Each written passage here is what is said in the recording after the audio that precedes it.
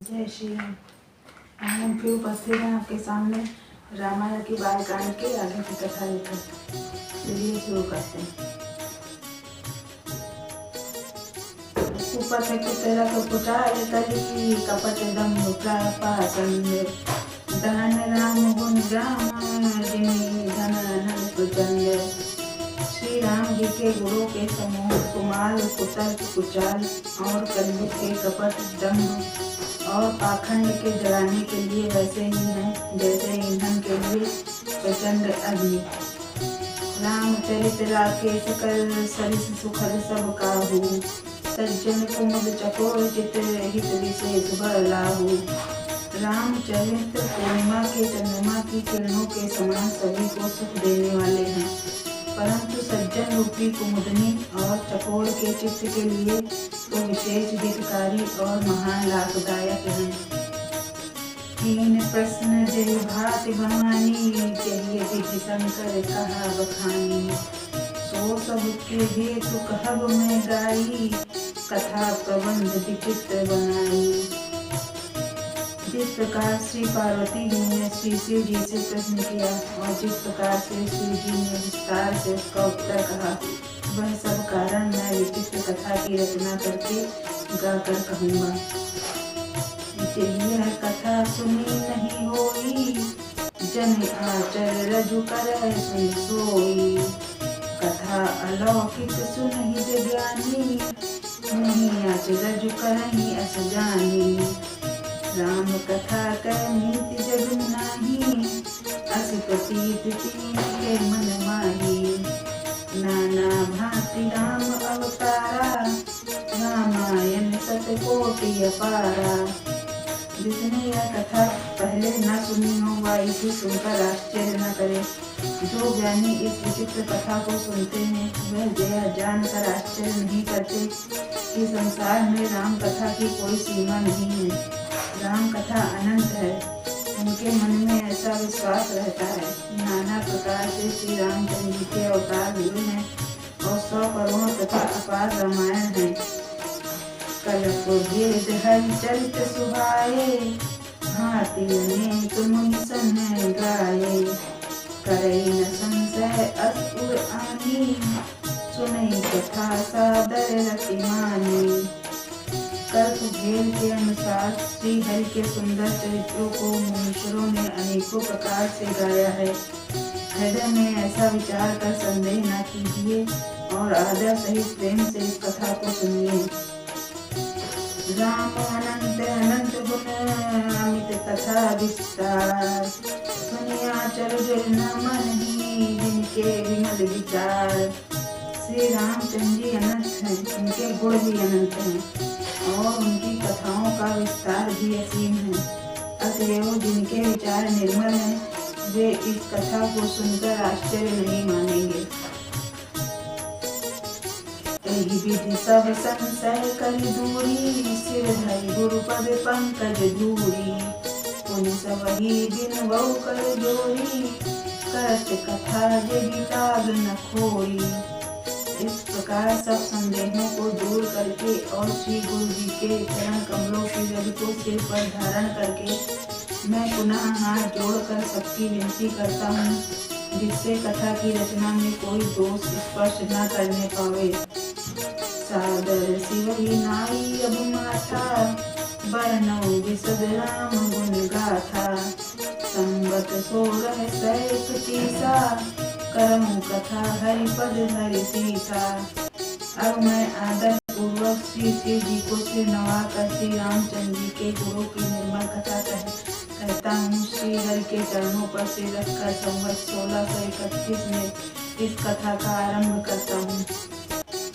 नौमी भौम बार मधुमासा अवधपुरी यह चरित प्रकाशा। जहि दिन राम जन्म सुत गावहीं तीरथ सकल तहाँ चल रावहीं। चैत्र मास की 9वीं तिथि मंगलवार को श्री अयोध्या जी में यह चरित्र प्रकाशित हुआ। जिस दिन श्री राम जी का जन्म होता है वेद कहते हैं कि उस दिन सारे तीर्थ वहाँ अयोध्या जी में चले जाते हैं। असुर नाग खग नर मुनि देवा आई करही रघुनायक सेवा, जन्म महोत्सव रचहि सुजाना, करही राम कर कीरति गाना। असुर नाग पक्षी मनुष्य मुनि और देवता सब अयोध्या जी में आकर श्री रघुनाथ जी की सेवा करते हैं। बुद्धिमान लोग जन्म का महोत्सव मनाते हैं और श्री रामचंद्र जी की सुंदर कीर्ति का गान करते हैं। मज्जहि सज्जन वृंद बहु, पावन सरजू नीर, जपहि राम धरि ध्यान उर, सुंदर श्याम शरीर। सज्जनों के बहुत से समूह उस दिन श्री सरयू जी के पवित्र जल में स्नान करते हैं और दिन में सुंदर श्याम शरीर से रघुनाथ जी का ध्यान करके उनके नाम का जाप करते हैं। दरस परस मज्जन रूपाना, हरि पाप कह वेद पुराना, नदी पुनीत अमित महिमाति, कही न सके शारदा विमलमती। वेद पुराण कहते हैं कि श्री सरयू जी का दर्शन, स्पर्श, स्नान और जलपान पापों को हरता है। यह नदी बड़ी ही पवित्र है, इसकी महिमा अनंत है, जिसे विमल बुद्धि वाली सरस्वती जी भी नहीं कह सकती। राम धाम दापुरी सुहावनी, लोक समस्त विदित अति पावनी, चार खान जग जीव अपारा, अवध तजन तन नहीं संसारा। यह शोभायमान अयोध्यापुरी श्री रामचंद्र जी के परम धाम की देने वाली है। सब लोकों में प्रसिद्ध और अत्यंत पवित्र है। जगत में चार खान के अनंत जीव हैं। इनमें से जो कोई भी अयोध्या जी में शरीर छोड़ते हैं वे फिर संसार में नहीं आते। जन्म मृत्यु के चक्कर से छूटकर भगवान के परम धाम में निवास करते हैं। सब विधि पुरी मनोहर जानी, सकल सिद्धि पद मंगल खानी, विमल कथा कर कीन आरंभा, सुनत न साहि काम मद दंभा।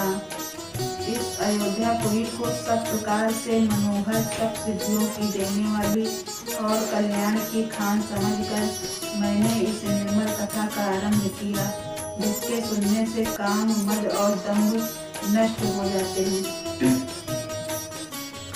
रामचरित मानस एहि नामा, सुनत श्रवण पाए विश्रामा, मन करी विषय अनल बन जरई, होई सुखी जो वही सर परई। इसका नाम रामचरित मानस है, जिसके कानों से सुनते ही शांति मिलती है।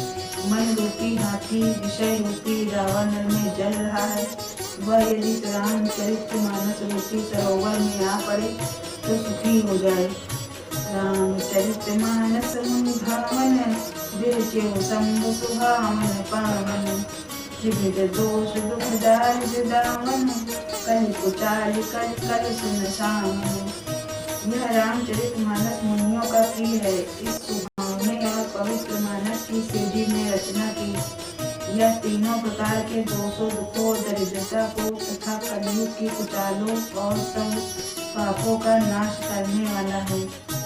रचि महेश निज मानस राखा, पाई सुषुमौ शिवासन भाषा, ताते रामचरित मानस भर, धरऊ नाम हेरि हरिष हर। श्री महादेव जी ने इसको रचकर अपने मन में रखा था और सुअवसर पाकर पार्वती जी से कहा।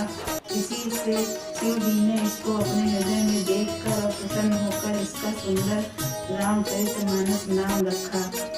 कहूँ कथा सोई सुखद सुहाई, सादर सुनऊं सुजन मन लाई।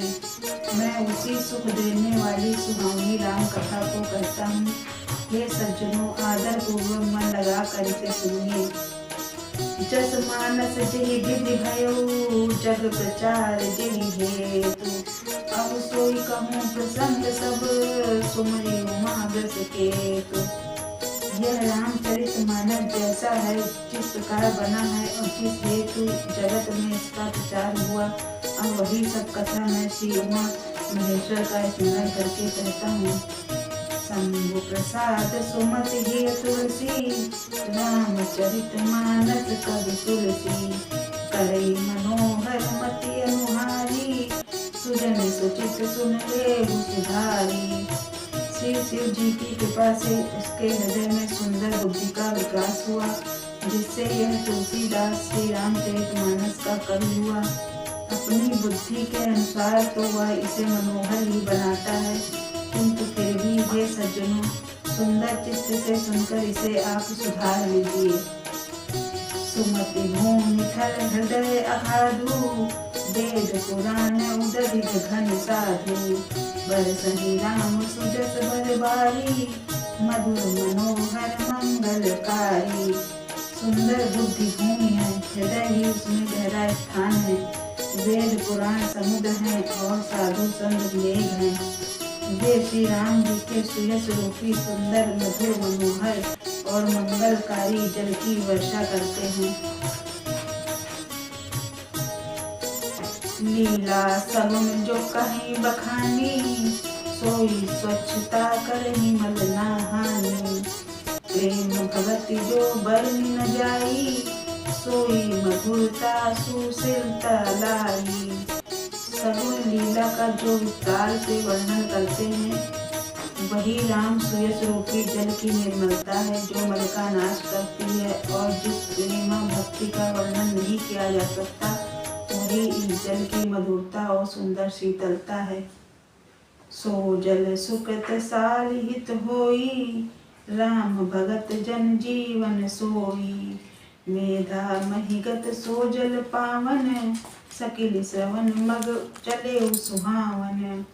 भरे सुमानस सुथल थिराना, सुखद शीत रुचि चारु चिराना।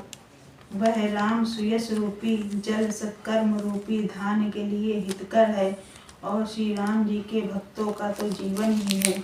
वह पवित्र जल बुद्ध रूपी पृथ्वी पर गिरा और सिमट कर सुहावने कान रूपी मार्ग से चला और मानस रूपी हृदय में स्थान भरकर वहीं स्थिर हो गया।